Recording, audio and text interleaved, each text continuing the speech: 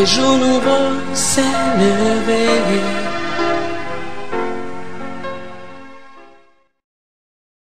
Avoir la charge de diriger une vie communautaire dans le spirituel, tant sur l'aspect économique, social et moral, est une tâche fréquemment remarquée chez les hommes.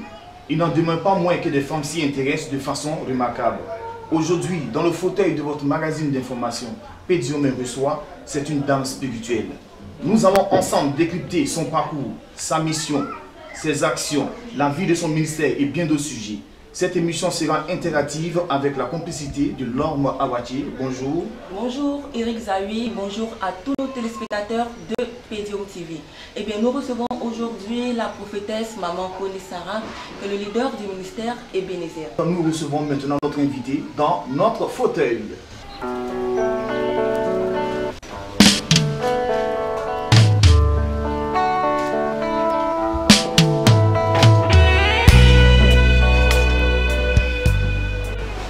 Prophétesse Sarah Koni, bonjour. Bonjour. On va commencer par la prière, on va recommander le moment au Seigneur. Seigneur, nous voulons célébrer ton nom, nous voulons te rendre toute la gloire. Viens prendre le contrôle de ce moment. Saint-Esprit, dirige tout et que la gloire te revienne au nom de Jésus. Amen.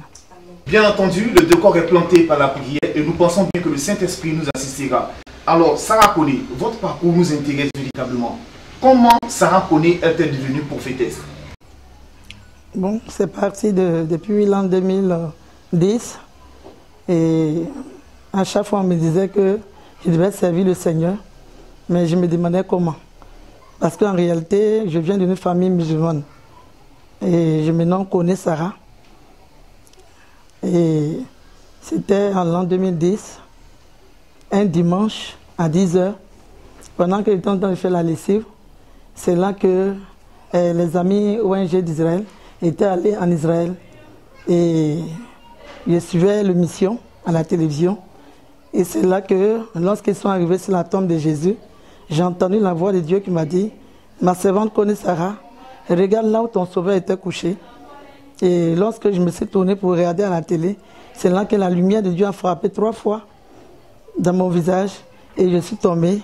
Et Dieu va me parler, j'ai entendu la voix de Dieu qui m'a dit « Ma servante Koni Sarah, aujourd'hui même je me saisis de toi, tu es ma servante, tu vas parcourir des nations. » Et c'est à la suite de cela que le Seigneur va me dire « Tu vas établir une cellule chez toi à la maison. » Et Dieu a commencé à me parler de mes voisins et j'ai commencé à prier pour mes voisins parce que l'Esprit du Seigneur m'avait saisi.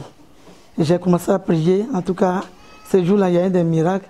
Des femmes qui étaient stériles, qui avaient des fibromes, par la parole du Seigneur que Dieu m'avait révélée, ces femmes-là ont enfanté l'année suivante. Sarah Koni est issue d'une famille musulmane. L'étape où le Saint-Esprit vous a saisi, comment ça se passait en famille? Bon, ça n'a pas été facile. Et lorsque je suis arrivé, je me rappelle, au village, ma mère m'a dit, mais parce que j'avais des souris, des grosses souris dans la maison. Quand je suis arrivé, parce que ma mère était vieille, quand Dieu m'appelait, et j'ai prié, les souris ont disparu. Elle dit, mais ma fille, où tu allais prendre cet esprit de sorcellerie? J'ai dit, non, on appelle ça le Saint-Esprit, que Dieu s'est révélé à moi, je le sais. Elle était dépassée. Elle dit, bon, je ne peux pas m'opposer au Saint-Esprit que tu parles, mais vraiment, ce que je peux te dire, même si je ne vis plus, il faut continuer d'être fidèle à ce Dieu. Et mon père aussi, pareil, il a accepté. Parce qu'ils ont vu déjà les miracles que Dieu faisait avec moi. Alors, avant d'aller un peu plus loin dans notre entretien, il faut savoir que la religion musulmane n'accepte pas comme ça que l'une de leurs filles ou de leurs fils épouse facilement la religion chrétienne. Alors, avec vous, comment ça s'est passé réellement? Bon, ça c'est l'œuvre du Saint-Esprit. Hein. Quand Dieu t'a choisi, parce que nous sommes 14 enfants, et c'est moi seul, je porte un nom chrétien, Koni Sarah, et les autres là, c'est des noms musulmans. Bon, je pense que Dieu avait déjà tracé son chemin pour moi. Alors, beaucoup de personnes viennent au Seigneur par maladie, ou soit ils sont convoqués par un ami, mais vous, ça n'a pas été le cas, vous avez été saisi par le Saint-Esprit. Alors, à cette époque, Où vous dirigez-vous quand le Saint-Esprit vous saisit? Bon. C'est le Saint-Esprit même qui a amené les gens vers moi. J'étais dans la maison, quand Dieu s'est révélé à moi, j'ai prié pour mes voisines. Et j'étais là un après-midi, il y a 2 jeunes filles qui sont venues me voir. Elles ont dit, maman Sarah, on priait chez nous à la maison. Vraiment, Dieu s'est révélé à nous de venir te voir et tu vas nous suivre. C'est là qu'est parti mon ministère. On a commencé à 3.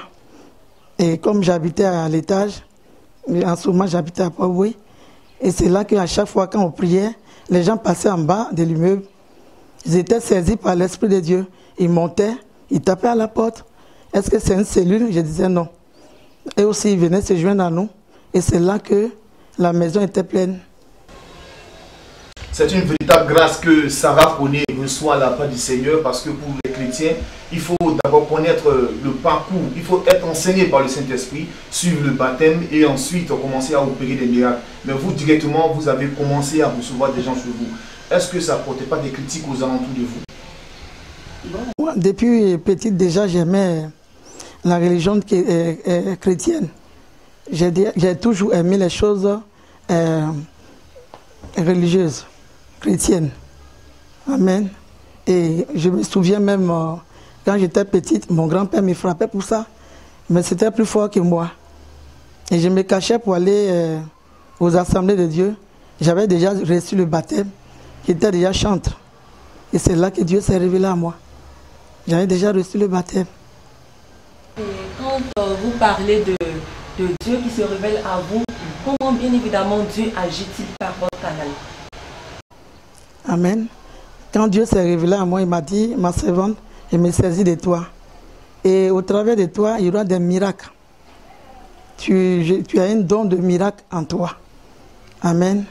Et à chaque fois qu'on amenait quelqu'un qui était malade, peut-être 5 ans, 10 ans, certainement ces personnes ont parcouru tous les hôpitaux, mais quand ils arrivaient, c'est comme un jeu.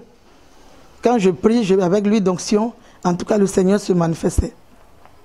Et le miracle était de façon instantanée ou ça mettait du temps pour quelqu'un qui est paralysé, pour quelqu'un qui a des problèmes de vue et qui s'adresse à la prophétesse Maman Kone Sarah? Est-ce que le miracle est instantané? Bon, je veux dire, c'est selon la foi. Comme la Bible dit, dans le livre Hébreux 13, verset 14, que c'est selon ta foi. Si tu as la foi, tu verras le miracle sur le champ. Moi, je n'ai aucun pouvoir, mais c'est Dieu qui voit au fond de ton cœur et il accomplit le miracle. Vous n'avez pas de pouvoir, alors d'où tirez-vous votre pouvoir? Bon, ça vient de Dieu. En tant qu'un être humain, je le dis en tant qu'un être humain, mais c'est Dieu qui m'a donné ce pouvoir en fait. C'est ce que je veux dire. Alors on va tout de suite partir pour un témoignage, papa. Depuis votre ministère aujourd'hui, quelle est l'action concrète que vous avez posée au niveau des prières ou des guérisons des fidèles qui vous a le plus marqué? Je me souviens, il y a une dame qui habite à Bassam, une grande dame de la place. Et elle a été envoûtée par le pied. Elle a parcouru les hôpitaux, elle allait en France et on devait couper le pied. C'est là qu'elle a entendu parler de moi. Donc on m'a appelé à Bassam.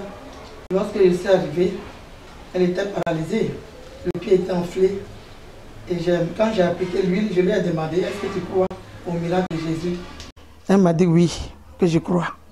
Et j'ai appliqué l'huile d'onction sur son pied. J'ai mis aussi dans sa bouche. Et j'ai ordonné au nom de Jésus, lève-toi et marche. Elle a commencé à rendre l'envoûtement. Elle a fourmi cette femme. Tout ce qui était envoûtement en elle. Et sur le champ, elle a jeté le béquille, elle a marché. Vraiment, ça m'a marqué. Qu'est-ce que vous vous dites en ce moment? La puissance de Dieu se manifeste avec moi ou c'est vous-même qui êtes puissante? Non, moi je ne peux jamais être puissante.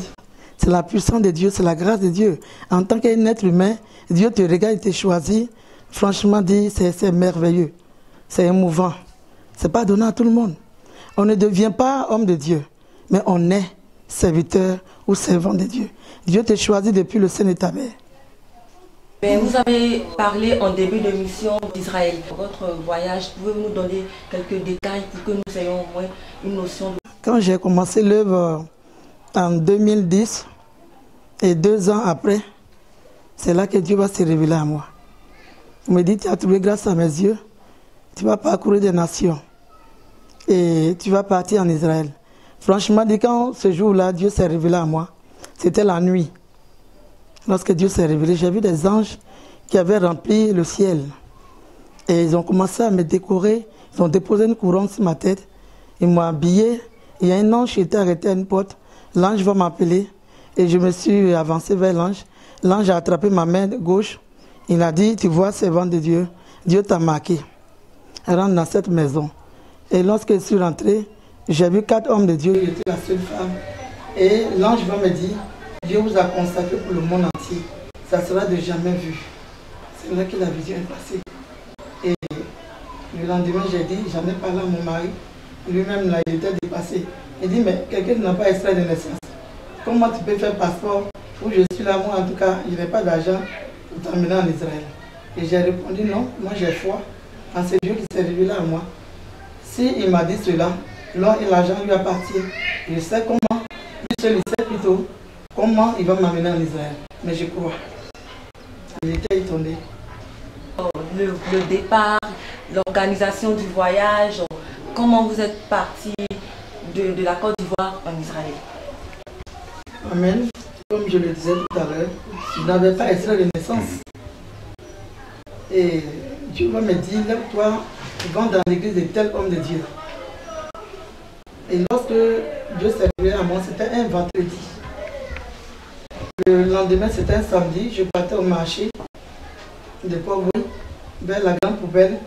J'ai rencontré une dame que je ne connais pas, elle ne me connaît pas. Dès qu'elle arrivait à mon niveau, l'onction du Seigneur l'a saisie. Et elle a commencé à prophétiser sur moi. Servant de l'Éternel, ne crains pas, c'est moi Dieu qui s'est révélé à toi. Tu partiras en Israël, ne t'inquiète pas pour l'argent, car l'or et l'argent m'appartiennent. Et quand elle a fini de prophétiser, le Seigneur s'est arrêté. Amen. Et j'étais tellement dépassé, une dame qui ne me connaît pas, je ne la connais pas. Et Dieu, là encore, voulait me dire, mais pas m'inquiéter qu'il est Dieu. Et l'or et l'argent lui appartiennent. Amen.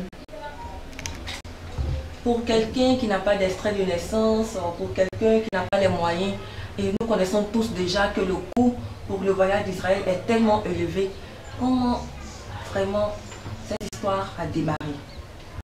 Bon, c'est la foi, hein. Quand Dieu t'appelle, il faut croire. Et cette dame, elle a prophétisé sur ma vie. Et le lendemain était dimanche, comme le Seigneur l'a dit. Il m'a orienté vers cet homme de Dieu. Et lorsque je suis arrivé là-bas, l'homme de Dieu est venu, il a prêché. Quand il a fini de prêcher, j'ai dit, mais Seigneur, tu as dit que tu as un cadeau pour moi. Quel est le cadeau? Et c'est là que l'homme de Dieu va prendre le micro pour dire effectivement qu'il est en train d'organiser un voyage sur Israël. Et Dieu va me dire, c'est ton cadeau, va mettre ton nom, va t'inscrire. Et je lui ai dit, mais Seigneur, les choses de honte, moi je n'aime pas ça. Je ne peux pas aller mettre mon nom, on dit dans 2 semaines, c'était dans le mois de février. On devait partir le 28 février. Et en 2 semaines, il fallait plutôt réunir 1 850 000. Pour quelqu'un, même la vie est dure pour toi. Ça n'a pas été facile. Et j'ai lutté avec la voix de Dieu. J'ai dit non, je ne peux pas aller m'inscrire. Amen. Et je suis retourné à la maison. La nuit, l'Esprit de Dieu ne m'a pas laissé dormir. Le lendemain, l'Esprit de Dieu me dit, va aux 2 plateaux, au siège du bureau de l'homme de Dieu. Et je me suis rendu là-bas. Lorsque je suis arrivé là-bas, en tout cas, la secrétaire m'a donné toutes les informations par rapport au voyage. J'ai dit non, c'était trop lourd. Et lorsque je devais sortir du bureau, elle ne me connaît pas, je ne la connais pas, la secrétaire. Elle s'est levée et elle m'a barré la route. Je lui ai dit, mais pourquoi tu me barres la route? Elle dit, je ne te connais pas.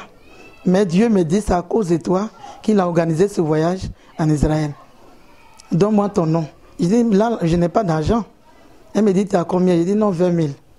Elle dit, donne-moi, remets les 20 000. Et je lui ai remis les 20 000. Elle a inscrit mon nom. Et dès que je suis sorti de son bureau, je reçois un message, je regarde, quelqu'un vient de m'envoyer 50 000. Dieu me dit, c'est moi, j'ai touché le cœur d'un de mes fils. Et il t'a envoyé les 50 000. Va à Sokosé et paye la fiche du passeport et va te faire enregistrer prendre tes empreintes à la maison du passeport, à Makori. Donc c'est ce que j'ai fait. Cette dame en question qui a prophétisé sur votre vie, est-ce que, à pareil, vous la rencontrez souvent, ou vous la voyez, ou vous échangez? Est-ce que vous avez gardé le contact avec elle? Oui, bien sûr. Nous sommes restés amis. Puisque elle-même, c'est une servante de Dieu aussi. Donc nous sommes restés amis. Et c'est là que, 3 jours après, je devais retourner aller prendre mon passeport. Et lorsque je suis arrivé là-bas, la dame qui s'occupait des passeports a dit depuis 3 jours, on avait coupé l'électricité, donc on ne pouvait pas avoir les passeports. Il y avait des blancs dans la salle, il y avait des noirs. Et la dame va regarder dans la salle, elle va dire madame. J'ai dit moi, elle dit oui, vous, venez. Et je me suis approché d'elle. Elle va me dire, vous revenez à 14 h, je vais faire spécialement votre passeport. Et là encore, je venais de voir la main de Dieu. Amen. Et effectivement, à 14 h, cette dame m'a appelé. Elle m'a remis le passeport. Et on m'attendait aux 2 plateaux. Donc j'ai continué à aller remettre le passeport pour les visas, pour qu'on mette les visas dessus. On voit déjà la démonstration de la puissance de votre Dieu, le Dieu que vous adorez. Mais est-ce que pouvez-vous plutôt nous montrer, nous expliquer comment ce voyage a été, les coins saints, les parties saintes que vous avez visitées? Amen. Donc nous sommes allés et le jour même on partait même en Israël, la veille même j'ai dit au Seigneur, Seigneur tu m'as donné l'argent. J'ai payé le billet d'avion, tout est ok. Mais il faudrait que tu me donnes aussi l'argent de poche. Et Dieu va me dire, quand moi Dieu je commence, j'achève. Et il y a une de tes filles qui est à Paris, qui a amené 200 000 depuis le matin, et que sa soeur va t'amener l'argent. Et là, il était 20 h. Et mon mari va dire, mais tu parles avec qui au balcon là-bas? Il dit, mais je parle à Dieu. Il dit, mais ça là, ton histoire de Dieu là, tu deviens folle maintenant. Il dit, non, je suis en train de lui parler, parce qu'il doit me donner l'argent de poche. Et quand j'ai fini d'échanger avec mon mari, on sonne à ma porte. Effectivement, je vois la soeur de ma fille qui est à Paris. Elle est venue me remettre 200 000. Et le lendemain, on est parti. Nous sommes arrivés dans l'aéroport. Dieu a encore fait un miracle. Parmi des milliers de personnes, j'étais là. On appelle mon nom dans le micro. On dit, la prophétesse connaît Sarah. Elle demandait au salon d'honneur. Il dit, mais moi je connais qui au salon d'honneur? Amen. J'ai une de mes filles qui travaille là-bas et elle m'a fait passer par le salon d'honneur. Quelqu'un même qui a organisé son voyage, lui il est dans le hall et toi on te fait passer par le salon d'honneur. Amen. Et ça vraiment, je venais encore de voir encore la puissance de Dieu. Amen. Et moi, ils ont enregistré mon passeport là-bas. Quand l'avion a atterri, elle m'a dit que bon, l'avion a atterri, servant de Dieu. Et ils m'ont escorté comme une reine. Et on disait, laissez le passage, laissez le passage. J'étais la première dans l'avion. Si ce n'est pas la main puissante de Dieu, qui peut faire ça? Quelqu'un, tu es humilié, abandonné, rejeté. Tu n'es rien, même pour manger même. C'était dur. On se moquait de moi dans le quartier. Amen. Mais quand Dieu t'a choisi, c'est comme ça. Ton parcours ne sera pas facile. Mais quand tu sais en qui tu as cru, et pourquoi tu es venu au monde, Dieu t'a amené au monde. En tout cas, quelles que soient les épreuves, quelle que soit l'humiliation, la souffrance, ta foi est toujours ferme. Parce que tu sais que Dieu, en son temps, comme il le dit dans Ecclésiaste 3, verset 1, que chaque chose en son temps. Et j'ai vu la main puissante de Dieu. Nous sommes arrivés en Israël. D'abord, on a fait 3 jours à Nazareth. Ensuite, on allait en Galilée. On a visité le mont Sinaï, là où Dieu parlait à Moïse. Nous avons visité Gethsémane. On a vu même les vases que Jésus a multiplié l'eau en vin. Et il avait mis le vin dans ces vases-là. Ça est là jusqu'à aujourd'hui, en Israël. Et c'est le jour même où on est arrivé à Golgotha, sur la tombe de Jésus. C'est là qu'un miracle encore va s'opérer en Israël dans ma vie. Merci chers téléspectateurs de Pédium TV de nous suivre dans cette émission, votre magazine d'information Pédium reçoit, et la dame à l'honneur aujourd'hui dans notre fauteuil, bien entendu, il s'agit de la prophétesse Maman Sarah Koné. Nous étions dans un témoignage édifiant, nous sommes toujours à Golgotha avec Maman Sarah. Comme je le disais tout à l'heure, Nous sommes arrivés à Golgotha. On a vu le monde des crânes où on crucifiait les gens. Et nous sommes rentrés là où on avait enterré Jésus. Nous avons vu la tombe de Jésus. Et ce qui m'étonnait, c'est qu'à chaque fois qu'on arrivait sur les sites, j'entendais la voix de Dieu qui me parlait. Alors, en ce moment, que vous dit le Saint-Esprit? L'Esprit m'a dit, ma servante, mets tes mains dans ma tombe. Là où moi, ton sauveur était couché, j'ai déposé ma main dans la tombe de Jésus et j'ai senti comme si c'était du courant qui rentrait dans mes mains. Et le Seigneur m'a dit, ici, je te donne le don de la résurrection. Et c'est comme ça que je suis sorti. Nous sommes sortis parce que la tombe, la grotte, c'est comme une grotte. Vous rentrez, elle n'est pas grande. Donc vous rentrez 2 ou 3 personnes. Et nous sommes ressortis. Nous sommes allés à l'hôtel. Là, c'était à Jérusalem. Et vers 4 heures du matin, j'étais couché. J'étais en train de contempler les merveilles de Dieu. Et dis-moi comme ça, là aussi, Dieu m'a envoyé aujourd'hui en Israël, jusqu'à Jérusalem. Jérusalem dans la Bible. Aujourd'hui, je me trouve à Jérusalem. Amen. C'est là qu'un ange du Seigneur encore, là, va traverser le toit en me souriant. Et l'onction de Dieu m'a coulé au lit. Et l'ange du Seigneur est venu me prendre en photo en me souriant. Il est remonté avec ma photo. Il m'a dit, Dieu te reconnaît, Dieu a ta photo. Et le monde entier va entendre parler de toi. Tu n'es pas n'importe qui. Et lorsque nous partions visiter les sites, les Israélites prophétisaient sur ma vie. Parmi des milliers de personnes, on prophétisait sur ma vie. Tu sais, tu es qui? Tu n'es pas n'importe qui. Tu es une grande dame. Et la gloire du Seigneur est sur ton visage. Tu vas parcourir le monde entier. Et j'étais étonné. C'est pour dire que quand Dieu t'a choisi, personne ne peut dire non. Dieu a véritablement choisi sa servante, la prophétesse maman Sarah Koné. Et maintenant, nous allons lui demander une question très précise concernant le ministère qu'elle dirige aujourd'hui. Après avoir été saisie par le Saint-Esprit, après avoir visité l'Israël et être revenu en Côte d'Ivoire, je pense bien que le Saint-Esprit a vraiment ouvert les voies pour que le ministère soit vraiment implanté en Côte d'Ivoire. Aujourd'hui, maman Sarah, comment gérez-vous votre ministère? Tous les lundis, c'est des prières de délivrance. Et tous les jeudis, c'est des prières d'adoration et de louange. Parce qu'aujourd'hui, on a remarqué qu'on n'adore pas véritablement Dieu dans les églises. Tout le monde court vers les miracles. Mais il faut s'arrêter aussi par moment pour adorer, pour dire au Seigneur qu'il est grand, qu'il est puissant, qu'il est le Dieu incomparable. Amen. Ça, c'est tous les jeudis. Et tous les samedis, c'est les prières de malades, des malades. Donc vraiment, il y a des miracles, il y a des témoignages, pas possible. Pour tous les téléspectateurs qui nous suivent, l'église de la prophétesse Koné Sarah est située où?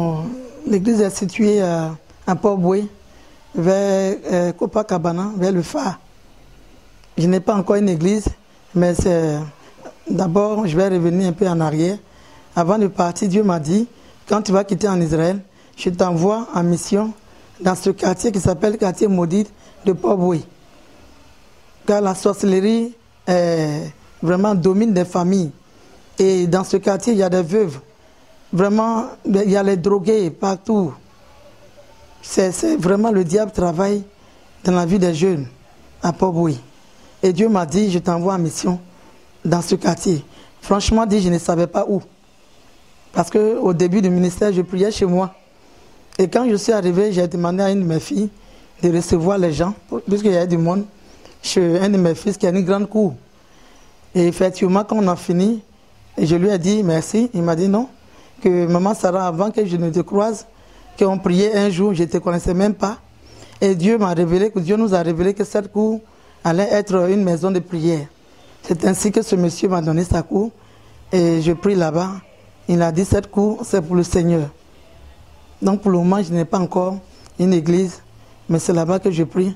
Franchement dit, il y a des témoignages pas possibles. J'ai des enfants spirituels partout dans le monde entier. Et j'ai même prié il y a 2 mois pour un monsieur qui est à Londres, qui était paralysé. Au téléphone, il a entendu parler de moi. Et c'est ainsi que quand j'ai prié pour lui, il a marché sur le champ. Et c'est comme ça chaque jour, les témoignages. Le 26 février dernier, vous avez célébré les 5 ans de votre ministère. Que de chemin parcouru. Alors, quel bilan faites-vous, justement? Bon, le bilan que je peux faire, en tout cas, depuis ce jour aussi, il y a du monde encore. Parce que les gens ont entendu des témoignages. Et ce jour-là, quand je rendais mon témoignage, d'abord le Seigneur m'a dit, partout tu vas rendre ces témoignages. Même s'il y a un malade qui t'écoute, s'il y a quelqu'un qui est désespéré, qui est dans les difficultés, quand ils vont t'entendre parler par ce témoignage, il y aura des miracles. Donc, présentement, même s'il y a des personnes qui me suivent, amen, qu'ils ont la foi, c'est qu'ils ont demandé à Dieu, quel que soit là où ils sont. La Bible dit qu'il est omnipotent, il est omniscient, il est partout à la fois. Amen. Le miracle peut s'opérer maintenant dans ta vie. Et depuis ce jour, depuis le 27 février, et après la fête, franchement dit, il y a du monde encore qui vient. Et il y a des miracles, des témoignages pas possibles. C'est merveilleux de voir que toi, en tant qu'un être humain, Dieu t'a choisi et au travers de toi, que tous ces miracles s'opèrent. Et venant d'une famille musulmane, vraiment je suis fier. Et j'ai beaucoup de sœurs musulmanes aussi qui viennent là, qui trouvent la solution. Amen. Eh bien, vous savez que la RTI a interdit le passage des hommes de Dieu. Comment réagissez-vous face à ce phénomène? Bon, moi je ne peux pas me plaindre. Parce qu'il faut reconnaître qu'aujourd'hui, dans le milieu chrétien, il y a trop de désordre. Il faut respecter un peu Christ. Franchement dit, il faut respecter Dieu. C'est important, c'est de jamais vu. Bon, tout ce que Dieu fait est bon. Hein. Lui seul, il sait pourquoi, c'est comme ça. Et je pense qu'à son temps, il va autoriser aux hommes de Dieu de venir à la télévision. Je ne me plains pas, mais je pense que c'est une question d'organisation. Il y a trop de désordre. Il faudrait qu'il y ait de l'ordre parmi nous. Quand vous parlez d'ordre au sein de la communauté chrétienne, quelles sont vos relations aujourd'hui avec les autres communautés chrétiennes qui vous entourent? Bon, les relations sont bonnes, amen, mais je ne m'attache pas comme ça aux hommes de Dieu. C'est Dieu qui m'a appelé, je n'ai pas besoin d'être honoré par les hommes. Mais quand Dieu t'appelle en tant qu'un être humain, il faut faire la volonté de Dieu. C'est ce Dieu-là qui prendra soin de toi. Franchement dit, et Dieu m'a dit aussi que ton ministère est fait pour des gens rejetés, qui sont rejetés, qui n'ont plus d'espoir. Et c'est eux que je reçois chaque jour. Des gens même qui ne croyaient plus en Dieu, qui ont été soit escroqués, soit par les hommes de Dieu. Et en retour, ils n'ont rien vu de concret. Et quand ils viennent, ils sont découragés. Mais à la suite, ils voient que vraiment Dieu existe. Parce que moi, le ministère est basé sur la parole. Il faut d'abord apprendre la parole à un fidèle. Qu'est-ce que c'est Jésus? Comment suivre Jésus? Et il ne faut pas suivre Jésus parce que tu as un problème, mais il faut l'aimer. C'est important. Pour toi-même, le salut de ton âme, c'est très important. Mais aujourd'hui, on a remarqué que les gens courent derrière les miracles.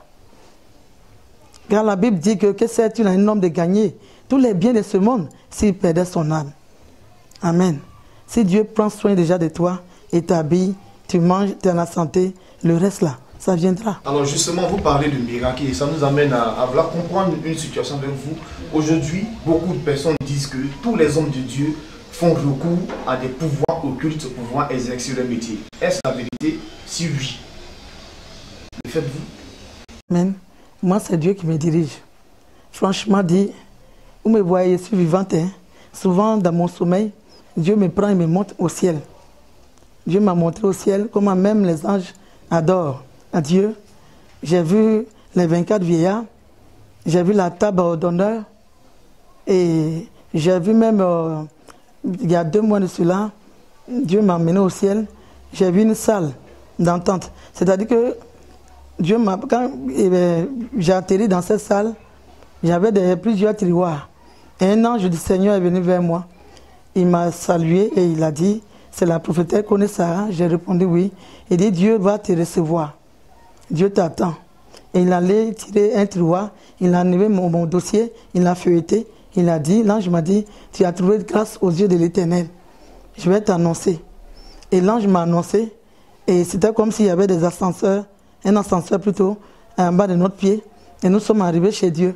Et Dieu va dire à l'ange, demande à ma servante, qu'est-ce qu'elle aime manger. Dieu va demander à un être humain, qu'est-ce que tu aimes manger. Il sait qu'en son temps, il va te bénir. Quand tu sais le Seigneur, il faut croire. Tu n'as pas besoin d'aller payer onction pour venir et te faire voir. Il faut aller doucement, lentement, sûrement, avec la foi. Et Dieu, en son temps, il va t'élever. Mais nous avons remarqué qu'aujourd'hui, Jésus n'a pas trop sa place. Amen. Dans la religion chrétienne, il y a beaucoup d'hommes de Dieu qui aiment se faire voir. Amen. Même quand tu dois vendre de l'huile sainte, il faut parler d'abord de Jésus. Moi, Dieu m'a fait la grâce de prier sur l'eau. Et Dieu s'est révélé à moi, il m'a montré l'eau. Et je travaille aussi avec de l'eau. Et Dieu va me dire, il m'a donné le verset dans le livre de 2 Rois 2, verset 19, là où les eaux de Jéricho étaient en mer. Dieu va dire à Élisée, prends le sel, jette dans les eaux et prophétise sur l'eau. Et la Bible dit, Élisée a prophétisé sur l'eau, l'eau a été assainie. Donc, je prends du sel et de l'eau, et de l'huile sainte, je mets dans l'eau, je prie. Au travers de cette eau-là, quand tu bois, tu es malade, tu reçois la guérison. Et tu es poursuivi par les forces du mal. Tu reçois aussi la délivrance. Pour ceux qui ne comprennent pas, ils vont dire non, peut-être que maman Sarah, elle fait un médicament. Mais moi, je suis la voix de mon Père. Je ne regarde pas par les jugements d'un être humain. Quand Dieu t'appelle, il faudrait que ton regard soit fixé sur lui. Apprends à écouter la voix de Dieu. Ne te fais pas plaire à un homme. Mais si tu as trouvé grâce aux yeux de l'Éternel, c'est l'essentiel. Ils parleront, mais à la fin, ils vont voir que vraiment c'est Dieu qui t'a appelé. Et je crois que Dieu m'a réellement appelé. Et que pensez-vous du phénomène des maladies, les maladies qui sont courantes dans le monde entier, en Côte d'Ivoire, l'Ebola, le sida? Est-ce que c'est une malédiction ou bien c'est quelque chose qui nous arrive présentement? Bon, moi je peux dire que ce n'est pas une malédiction. De la même manière aussi, Dieu a donné l'intelligence aux docteurs, aux médecins. Et c'est la même manière aussi, la maladie aussi, c'est là. Et Jésus aussi est là. Car la Bible dit que les médecins soignent, mais c'est Dieu qui guérit. Amen. Je ne veux pas dire que c'est une malédiction. C'est des choses qui arrivent. Chers téléspectateurs de Pédium TV, merci de nous suivre dans ce magazine d'information. Pédium nous reçoit et nous sommes toujours en compagnie de la prophétesse Maman Sarah Koné qui est en train de nous dire les véritables miracles que le Seigneur a opérés avec elle. Nous avons parlé de sa vie, de son parcours, de son église. Nous allons parler maintenant de ses actions, les actions qu'elle pose aujourd'hui au niveau social, au sein de son église, au sein de la population ivoirienne. Alors, Maman Sarah, aujourd'hui, quelles sont les différentes actions que vous avez véritablement posées au sein de votre église? La Bible dit que Jésus prêchait la parole, mais il donnait aussi à manger au peuple qui était devant lui. Donc franchement dit, c'est des choses aujourd'hui on ne voit pas dans les églises. Quelqu'un qui prie Dieu et pendant qu'il est à l'église, il se demande comment, quand je vais finir le culte là, comment je vais manger. Amen. Donc il faut prendre soin de tes fidèles, il faut leur donner aussi à manger. Il faut se souvenir aussi à leurs besoins. Franchement dit, moi je m'occupe vraiment de mon peuple. Quand ils sont malades, je les soigne. Il faut aimer ton peuple, tes enfants spirituels, comme des enfants qui sont sortis de tes entrailles. C'est très important. C'est ce que Dieu attend aussi de nous. Amen. Donc vraiment, j'ai besoin aussi des finances, parce que mes enfants spirituels qui sont là, et tous même le savent. Je suis une femme, j'aime donner, j'aime m'occuper. Il y a des personnes qui ne me connaissent pas. Quand ils viennent, Maman Sarah, on a appris vraiment que tu aides les gens, tu es une femme gentille, j'ai tel problème. Bon, en tant que servant de Dieu, tu n'as pas besoin de connaître la personne. Tu le fais au nom de Christ. Amen. Donc c'est important, le social dans l'église et partout, avec tout le monde. C'est très important. Maman Sarah est une dame de cœur. Maman Sarah, on va rentrer maintenant dans votre vie un peu privée. Je vais dire, est-ce que Maman Sarah est mariée? Elle a des enfants? Non, pas légalement. Parce que c'est dans le monde que j'ai connu mon mari. On s'est connus dans le monde. On a fait les maquis, ce qu'on pouvait faire. C'est à la suite de cela que Dieu s'est révélé. Donc c'est maintenant. On devait même se marier avant la fête du 27 février. Mais c'était un peu coincé. Sinon, je suis mère de 7 enfants. J'ai 3 garçons et 4 filles.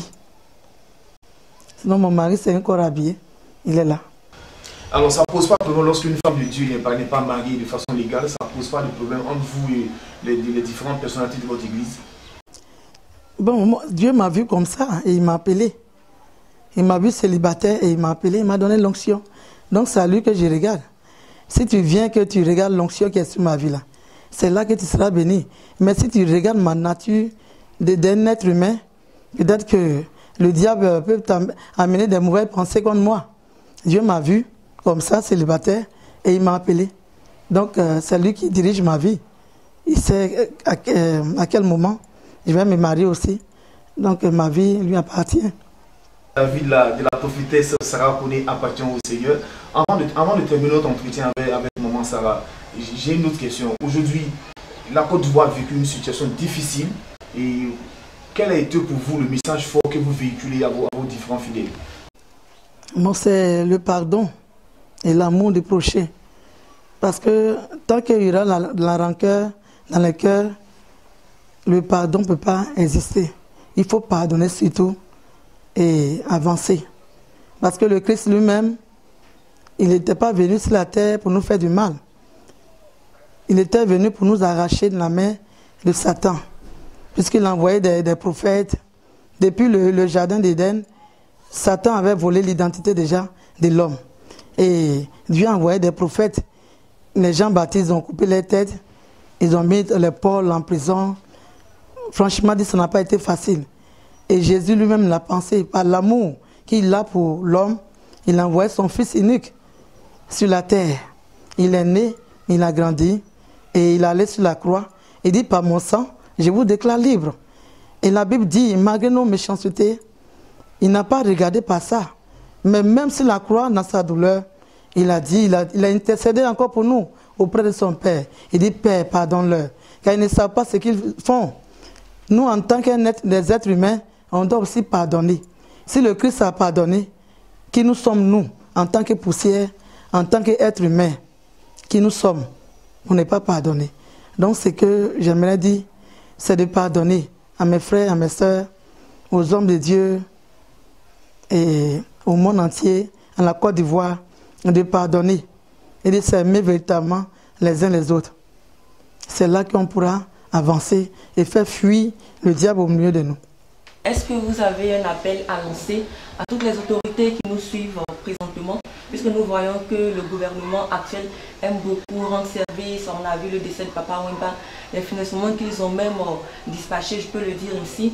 Est-ce que vous avez un appel à lancer, à adresser aux hommes politiques, aux personnes sociales? Amen, bien sûr. Et ce que j'aimerais dire, vraiment, est que en tant que nous, qui venons de débuter, on a vraiment besoin d'aide pour soit construire le temple de Dieu. Parce qu'avec tous ces miracles, ces témoignages que Dieu fait au travers de moi, vraiment, dans un temple encore, je crois que des miracles encore vont se multiplier. Amen. Et plus tard, j'aimerais construire une église, que Dieu me donne une église, et avoir des maisons aux alentours, héberger aussi ceux qui sont rejetés, ceux qui n'ont personne, parce que la parole de Dieu est faite pour ça. La parole de Dieu n'est pas faite en réalité pour ceux qui sont bien, mais c'est fait pour ceux qui sont rejetés. Comme on le dit aujourd'hui, quand on dit tu es sorcier ou bien sorcier, on te rejette dans la famille. Tu es rejeté par tout le monde. Non, moi je dis non. Parce que c'est là, il faut apporter plus d'amour à la personne et aider la personne à quitter dans ce qu'elle fait. Pour qu'elle sache que vraiment, servir le diable, ce n'est pas normal. Mais que Dieu, par son amour, sera toujours là. Car la Bible dit, quand tu reconnais ton péché et confesses, Dieu va toujours te reprendre. Donc vraiment, j'ai besoin des finances pour pouvoir m'occuper des démunis, des gens qui sont rejetés. Parce qu'il y en a plein comme ça dans mon église. Et que Dieu me donne aussi les moyens un peu. Amen. Et ce que j'aimerais aussi ajouter, c'est qu'en tant que chrétien, on ne doit pas faire la politique. Nous, notre rôle, c'est de prier pour que la stabilité s'installe véritablement dans la nation. La paix, c'est tout. On ne doit pas avoir de préférence sur le plan gouvernemental. Tu ne dois pas choisir un président. Il faut prier pour que la paix règne, c'est tout. C'est à ça que Dieu nous appelle. Même par tes prières, c'est Dieu là. S'il a choisi la personne, toi tu ne peux rien faire. Amen. Donc c'est l'appel que j'aimerais lancer, que vraiment des gens viennent à mon aide et pour que moi aussi en retour, je prenne soin des âmes que Dieu m'amène. Parce qu'on a remarqué qu'il y a beaucoup de personnes qui souffrent. Il y a des personnes qui n'ont même pas un toit où dormir. Parce que quand tu es appelé, ou bien tu es chrétien, tu es véritablement croyant, le diable ne va pas te laisser la vie facile.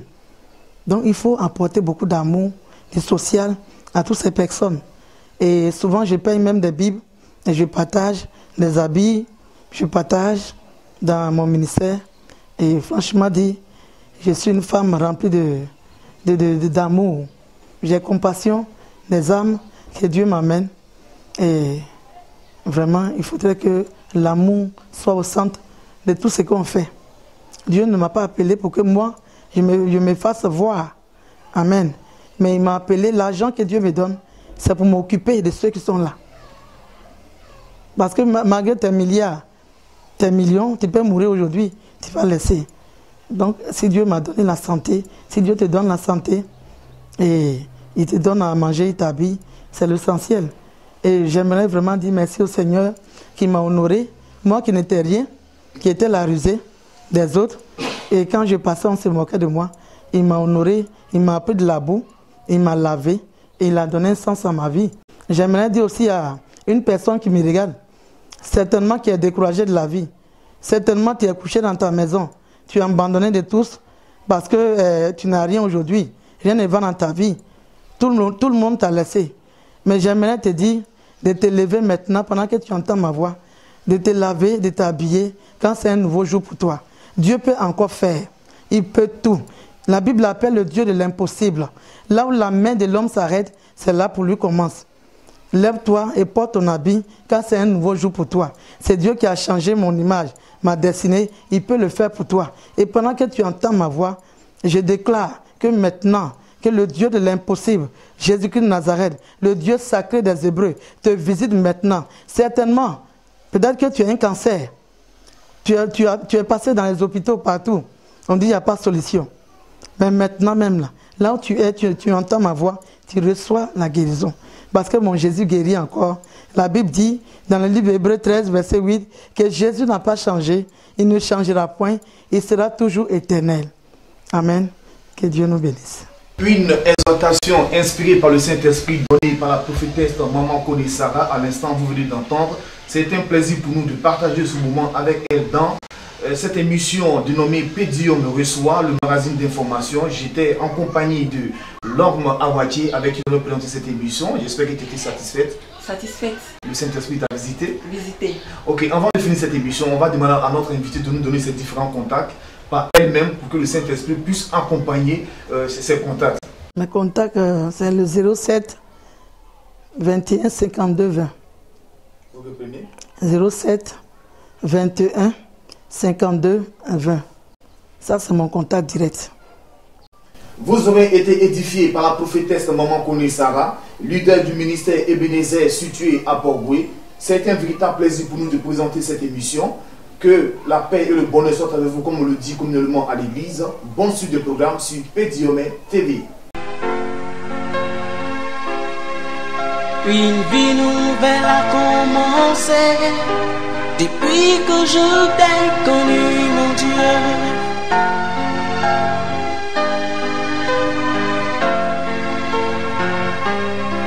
Et soleil nouveau s'est levé.